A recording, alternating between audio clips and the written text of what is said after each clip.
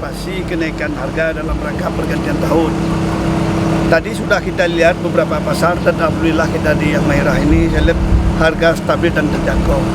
Malah ada kebutuhan seperti telur harganya turun dari 55 jadi ke 53. Nah, dengan harga yang ini kita mantau terus, mudah-mudahan sampai pergantian tahun harga tidak terjadi kenaikan. Justru kita mengharapkan seperti telur turun. Dan harapan kita juga kepada masyarakat kalau mau ini walaupun perlu pasar induk, nampaknya dari keseluruhan bahan pokok itu murahnya di sini. Terutama beras dan kebutuhan pokok yang lain. Nah, bukan berarti yang tempat lain pasar ada mungkin jangkauan juga.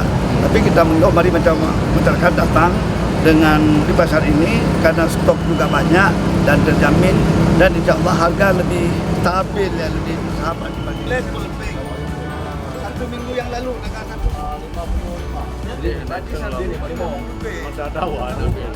Ini harganya stabil, malah relatif ada yang turun sebahagian.